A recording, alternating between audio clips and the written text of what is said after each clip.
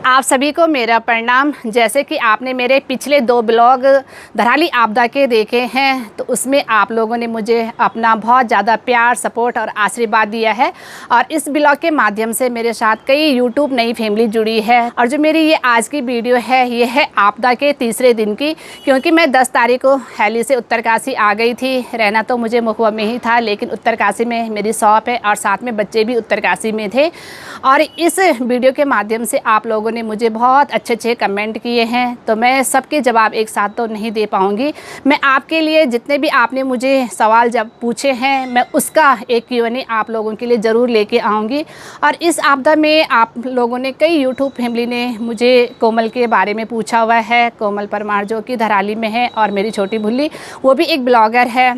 तो मैं आप लोगों को बताना चाहती हूँ कि कोमल जी के जो हस्बैंड है वो अभी भी मिसिंग चल रहे हैं। भगवान करे ऐसे किसी के साथ ना हो। अभी मात्र 1 साल ही शादी को हुआ था, लेकिन ये ना बहुत ज़्यादा दुख की घड़ी है। उस माँ को देखो, उस पत्नी को देखो, वो ना मतलब बहुत ज़्यादा सदमे में है। मतलब कुछ बोलने के ना शब्द ही नहीं हैं। ऐसे धराली के लगभग 8 लोग मिसिंग हैं। सिर्फ एक ही बॉडी जो दूसरे दिन है वो मिल पाई थी। बाकी लोगों का ना अभी तक कुछ भी पता नहीं है।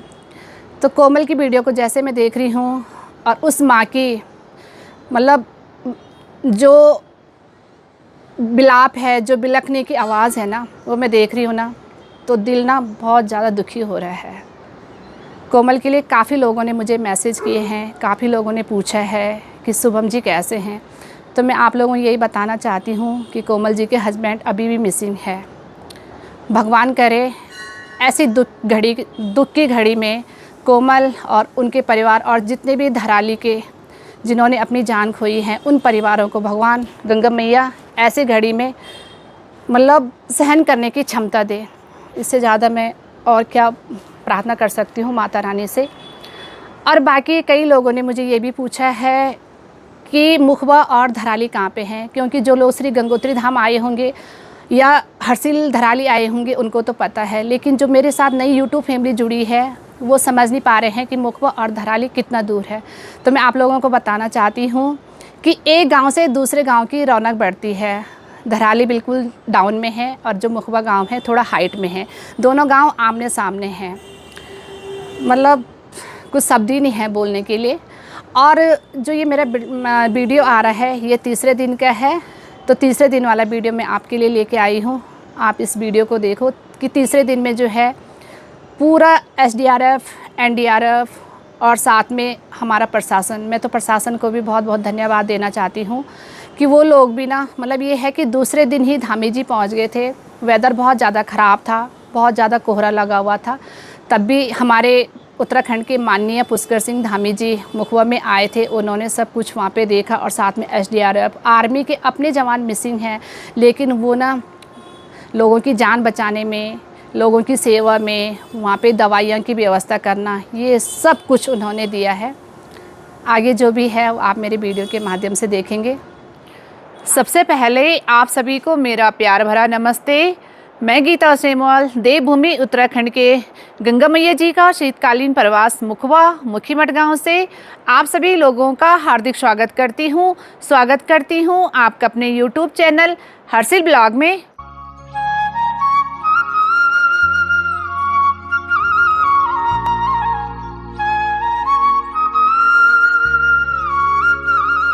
तो आज मैं अपनी ब्लॉग की शुरुआत सुबह की 9 बजे अपने गांव मुखबा से कर रही हूं। और अगर आज मौसम की बात की जाए तो अच्छी सी चमचमाती हुई धूप के साथ साथ आज बादल भी दिखाई दे रहे हैं।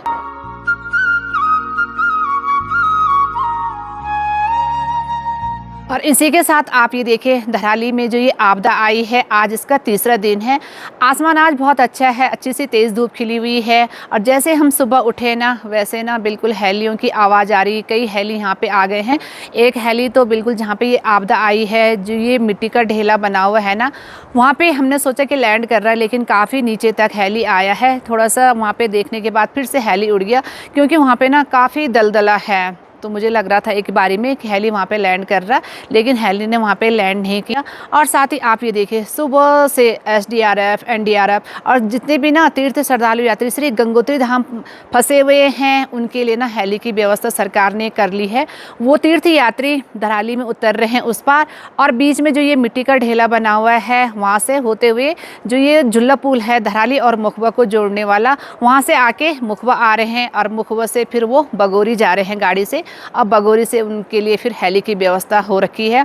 कह रहे हैं कि लगभग 400 तीर्थ श्रद्धालु यात्री श्री गंगोत्री धाम फंसे हुए हैं, और कई जो मतलब रिश्तेदार हैं हमारे मुखबा हो या धराली में हो, क्योंकि मेला है, ये जो हारदोदा मेला होने जा रहा था उसके लिए लोग कई रिश्तेदार भी आए हुए थे, तो उनके लिए भी हेली की व्यवस्था हो रखी है। जो लोग नीचे जाना चाहते हैं, कनेक्टिविटी नहीं है, लाइट नहीं है, मोबाइल फ़ोन स्विच ऑफ हो रहे हैं। मैंने तो अभी गाड़ी से इसको चार्ज किया है।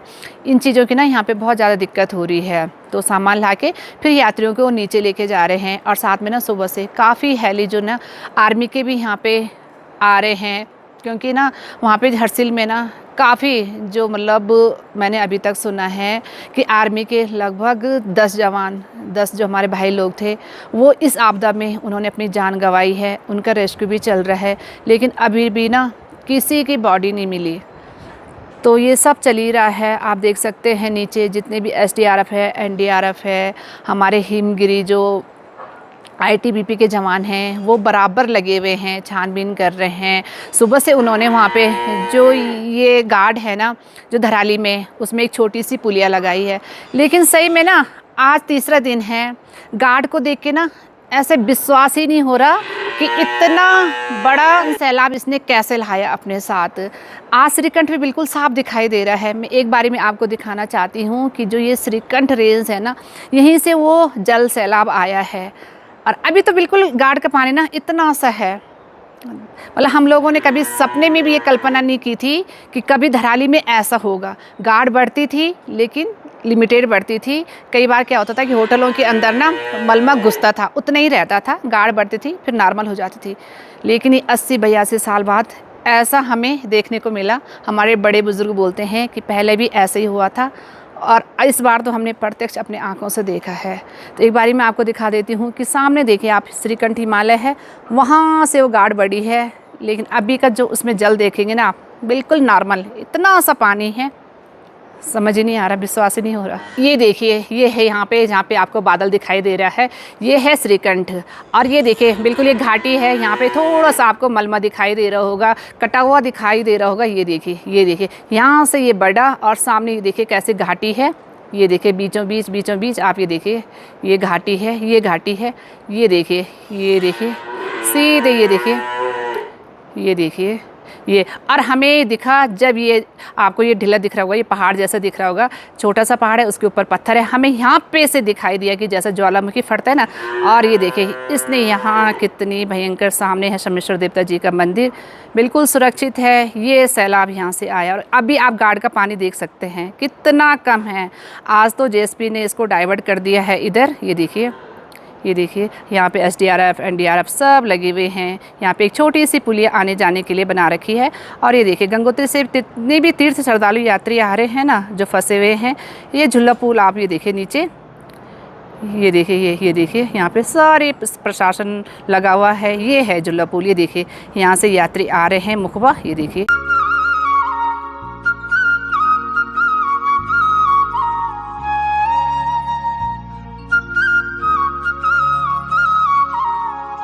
चलिए जी, दिन में लंच करने के बाद शाम की लगभग 4:15 बज चुकी है। अभी मैं आई हूँ बिल्कुल गांव के बीच में, और यहाँ से सामने दिख रहा है गंगा मैया जी का मंदिर और साथ में श्री समेश्वर देवता जी का मंदिर। और अभी आप ये देखिए श्री समेश्वर देवता जी के प्रांगण में NDRF की वहाँ पे पूरी टीम है, और साथ में उनके जो अधिकारी होंगे, जो सर हैं, उनको कुछ गाइडलाइन कर रहे हैं, कुछ समझा रहे हैं। मुझे लगता है कि रेस्क्यू कैसे होना, कैसे काम होगा, इस बारे में उनको कुछ जानकारी दे रहे होंगे। और साथ ही दिन में अच्छी सी तेज़ धूप खिली हुई थी, लेकिन जैसे जैसे शाम हो रहा ना, वैसे ये देखिए एकदम बादल छा गए, और साथ में अभी बारिश भी तेज़ होने लग गई है।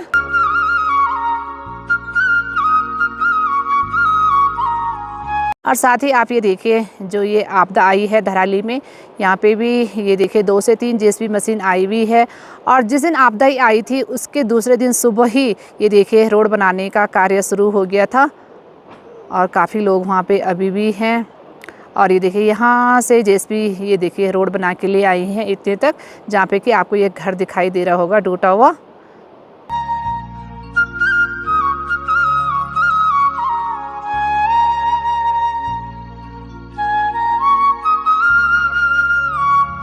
तो चलिए जी, थोड़ी देर तक मैं अपने भाई बंधुओं के घर पे गांव में बैठी रही।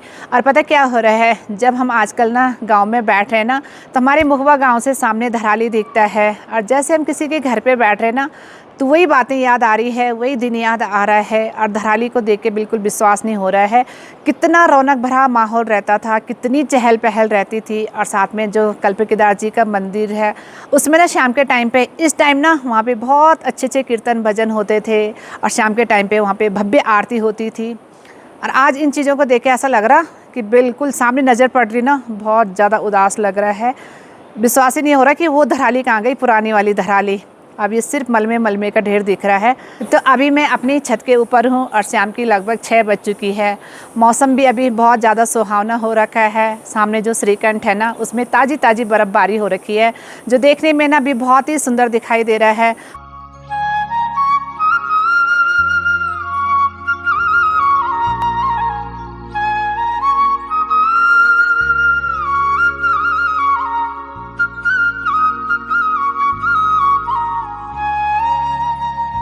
और ये देखिए, ये सामने जो गांव आपको दिख रहा है, ये धराली गांव है। और साथ ही ये देखिए, ये हमारे मुखबा गांव की नई पार्किंग है। तो यहाँ पे हमारे गांव वालों की काफ़ी गाड़ियाँ इस टाइम पार्क हो रखी है। और ये देखिए, साथ ही आप देखिए गंगा जी के मंदिर के छत के ऊपर भी ना इस टाइम काफ़ी भीड़ दिख रही है। तो मैं आप लोगों को एक बात बताना चाहती हूँ, अपनी वीडियो के माध्यम से मैं आपको बार बार बता रही हूँ कि धराली में जो 5 अगस्त को आपदा आई थी, उससे भारी नुकसान हुआ है। लेकिन जो धराली गाँव है वो बिल्कुल सामने है, वो सुरक्षित है। जो आपदा आई थी वो था धराली मार्केट, यानी धराली बाज़ार। तो उसमें जो नुकसान हुआ था वो बड़े बड़े होटल थे। और साथ में ना आज ही मैंने सुना, क्योंकि इसमें ना कोई भी कनेक्टिविटी नहीं है, हमारे गांव के कुछ लोग धराली गांव में गए थे, तो जाके पता चला है कि धराली के कम से कम 7 से 8 लोग थे, लोकल लोग थे। और बाकी ना वहाँ पे काफ़ी मज़दूर थे, होटल वाले थे। अभी ना कोई भी पुष्टि नहीं हुई है कि कितने लोगों ने इसमें अपनी जान गंवाई है। अपने आँखों के सामने तो हमने कई लोगों को भागते हुए, कई लोगों को मलमे के ढेर में दबते हुए देखा है। लेकिन अभी सरकार द्वारा ना कोई भी पुष्टि नहीं हुई है कि कितने लोगों ने इस आपदा में अपनी जान गंवाई है।